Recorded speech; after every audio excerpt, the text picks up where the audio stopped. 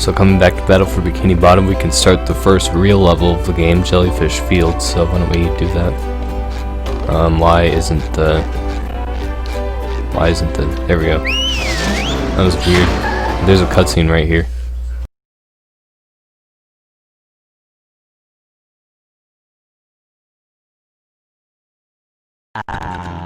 The rolling green hills of Jellyfish Fields. A place to experience nature at its most raw, and sometimes a bit tender from the stings.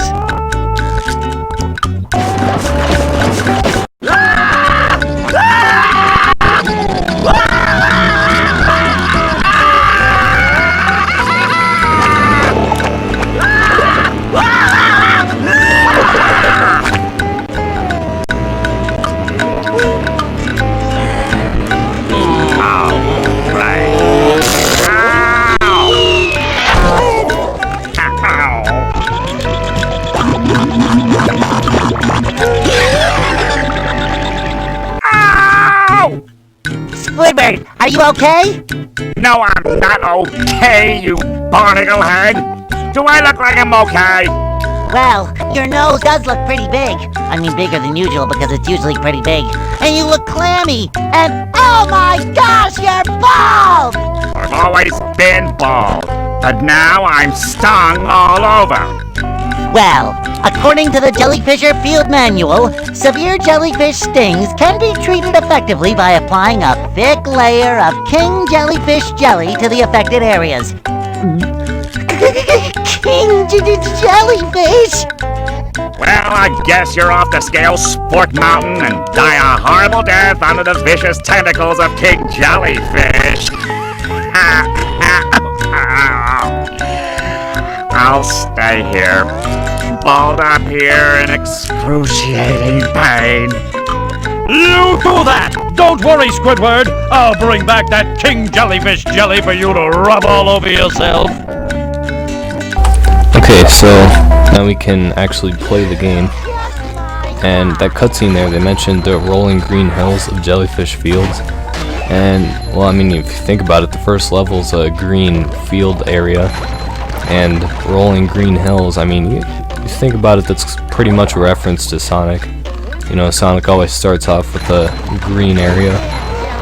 And, you know, Green Hill Zone, I mean, that's a pretty obvious reference. But yeah, so...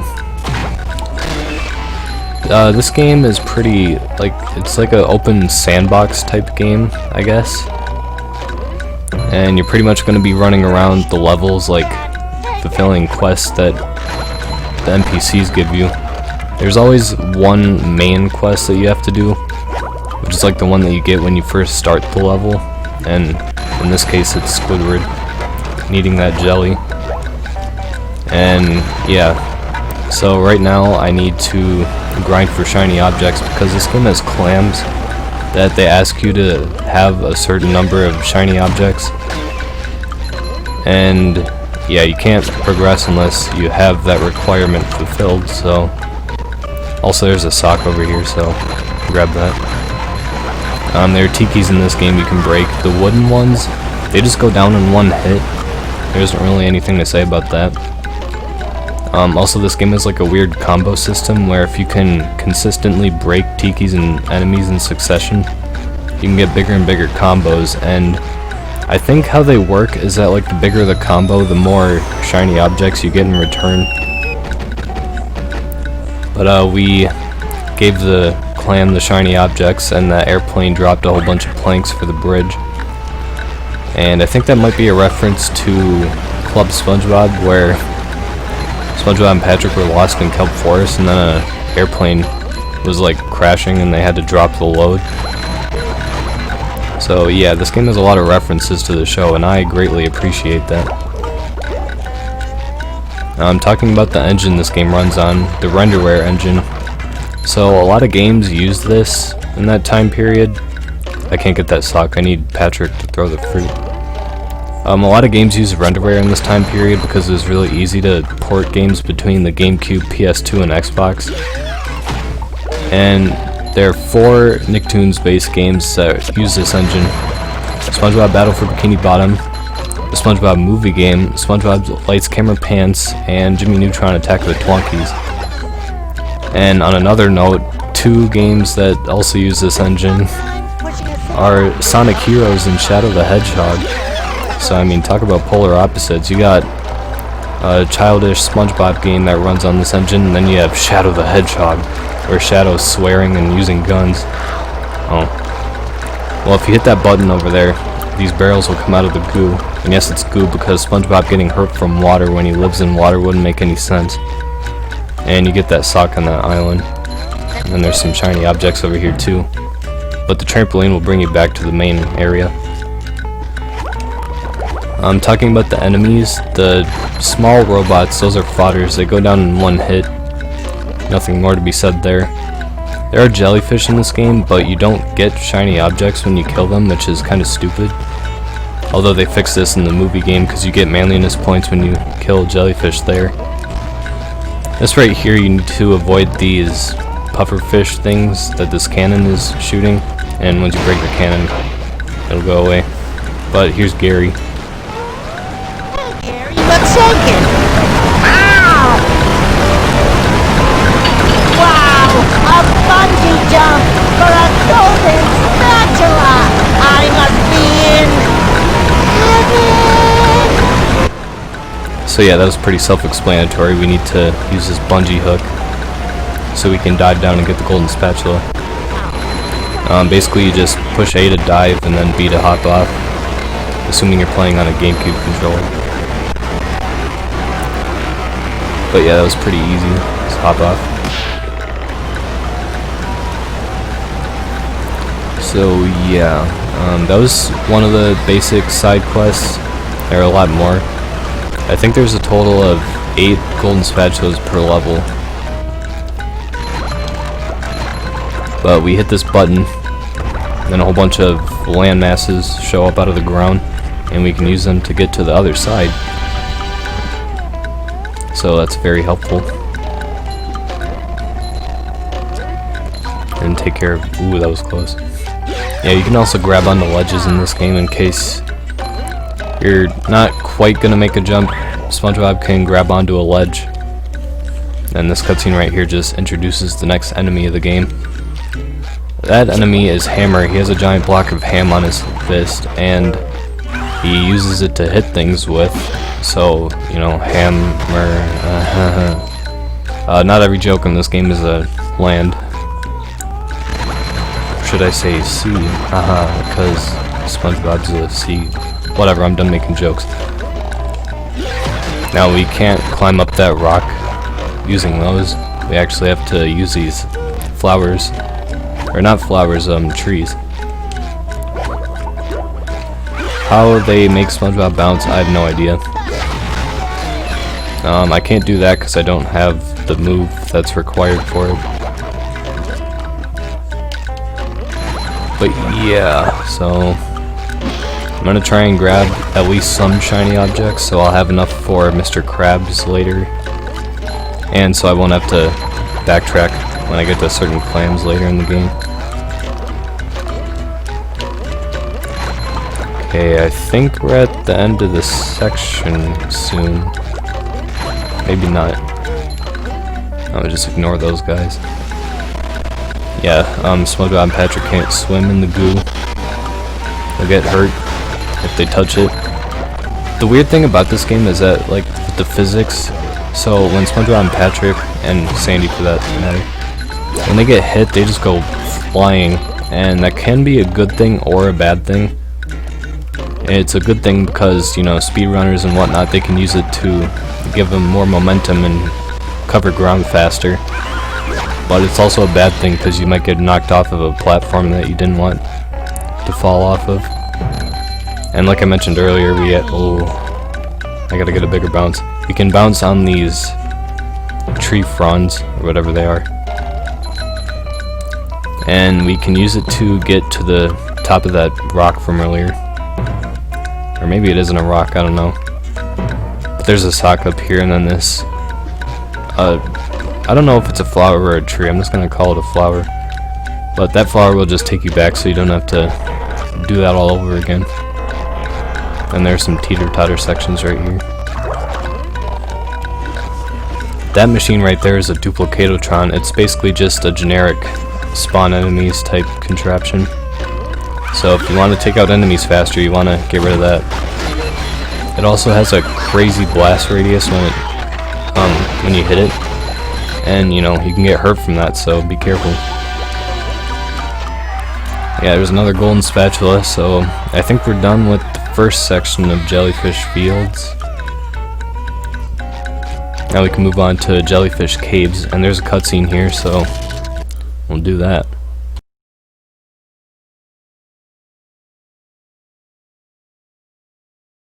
Wow! Mermaid Man! I have all your comics and toys and mail! Huh? What? Oh, yeah, it's that Sponge Kid. And now, what was I supposed to tell you? That Patrick is surrounded by robots and needs my help! Huh? Oh, no. I think it had something to do with massaging my feet. Well, if massaging your feet will save Patrick, then massage I must! Help! They're making me hit myself! Massaging your feet isn't working. I think I'd better try a more direct approach. By clipping my toenails? Here I come, Patrick! Okay, I was about to say, you better calm down there, Dan Schneider. And yeah, that isn't Mermaid Man's voice. I don't know if they got his voice in Lights, Camera, Pants. I think they might have just used this guy's voice. But just like with Mario 64, this game also has a lot of sliding sections, and these are pretty fun. You know, if you see tikis along the way, just ram into them and get more shiny objects. There's a sock if you take that path that I took. And there's another one if you precisely jump and land on that. Also, these are teleporter boxes. When you open both of them, you can use them to hop between the two box locations. So it's a little faster way of traveling. Now right here, those 3 islands have Duplicatotrons, and we need to take out all 3 of them so we can get rid of all the robots. Also, if you die in this section, you'll have to destroy all 3 of them again, so don't do that. And you want to be careful, because you can either get knocked off, or maybe it's just me, but sometimes I misjudge my jumps. What the heck? And like I said, the blast radius on the Duplicatotrons is just insane. Okay, so here's the second one. Let's hit this button. Yeah, I didn't want to get hit by the blast again.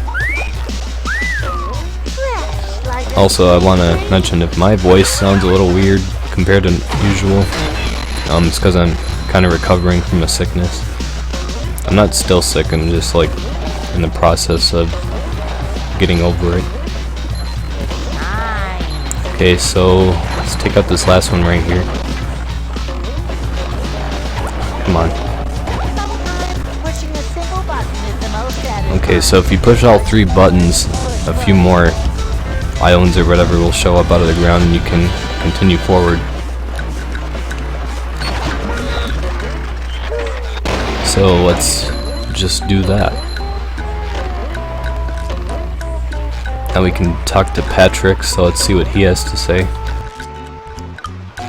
Hey, Spongebob! Woo! Thank goodness you're safe, Patrick. Well, of course, Spongebob. Why wouldn't I be? Well, the robots and the... Oh yeah, I found this for you. I don't know what it is, but it looks important. Thanks, Patrick. I tell you what, all that running around has left me pooped. Why don't you continue on for a bit? Okay. So yeah, now we're playing as Patrick. He's the second character of the game. And he's definitely stronger than SpongeBob, although he isn't quite as mobile. Now, this right here is the game calls it a throw fruit, but I mean, you know, it's a watermelon. and you might need to throw it at enemies or tikis or buttons or whatever have you. And also Patrick doesn't have a spin move, he has more of like a forward thrust. Also here's Ned Flanders in fish form. And also with the throw fruit, I'm just gonna call it watermelon, but it won't last for forever once you pick it up, and you need to hurry because it'll wilt. Sometimes you might need to use it on a teeter-totter too. So when we throw it on the other end, it'll take us to this part of the level. And whatever, it's just a shiny object. This right here is a thunder tiki. You can just break it and take the damage, but basically when you touch it, it'll start to have like a lightning effect, and you gotta get rid of it quick because it'll blow up and hurt you. Yeah, you can just damage boost like that. And stuck to plankton. Watch where you're going! The rock is talking to me. Almighty Rock, I am at your command. Down here, you big pink lummox. Oh, hi there, Mr. Plankton. Are you going to vaporize me today? So very tempting. Unfortunately, I found myself in the undesirable position of having to assist you. I was in an undesirable position yesterday, and now my neck hurts. Heed my words, my large future minion. Go into Jellyfish Cave. Follow the instructions on the signs that you see. At the end of the caves, you'll still be a big pink idiot, but you'll know enough to help defeat the robots and get me back into the chum market. Well then, will you vaporize me? I might spare your life so I can force you to work in my sweatshop making low-quality designer knockoff wallets. Oh, thank you! So yeah, now we need to go into this cave, and did I ever mention that this game can actually be pretty funny sometimes? I think Plankton might be the funniest thing in this game. He has some pretty good lines. So in this cave there are a lot of I don't know what exactly they are. I could say that they're just like volcanoes. Maybe that's what they are. Maybe they're fumaroles, I don't know. But yeah, so there's goo in some spots, and we need to solve a few puzzles by throwing the watermelon. And you need to be quick with these two buttons because you have to push them roughly at the same time. And this right here, there's like a spike puzzle. You just have to learn the pattern that the spikes shoot up in. And I mean, really, I just like bum rushing it. Now this watermelon, we don't need it particularly for anything. We could just throw it over here, and I missed. Whatever. Just to get more shiny objects, and I don't know what those platforms were they like corks or something? I don't know. What the heck? I wasn't even touching the top, I was touching the side. Okay, so it's right to the left. Left to right. Now right here we need to throw this watermelon at the thunder tiki at the top. And it didn't lock on, but if you don't throw it at the tiki, it'll take too long to get rid of them, so you can jump over. And, you know, it'll get impaled by those spikes. I don't get why it hurts you when you just touch the side of it. That shouldn't be how spikes work. And, yeah, you have to make sure you get through here before the watermelon welts. It deteriorates when you read that sign, but you can use the watermelon to give you a vertical boost, and you can use them as platforms basically. You can also stack them on top of each other, which is kind of groovy, not gonna lie. And then you have to be quick about these two because they'll wilt, and if one of them wilts, well, you won't have enough height to jump up. And here's another slide section. You gotta watch out for those steam, whatever they are.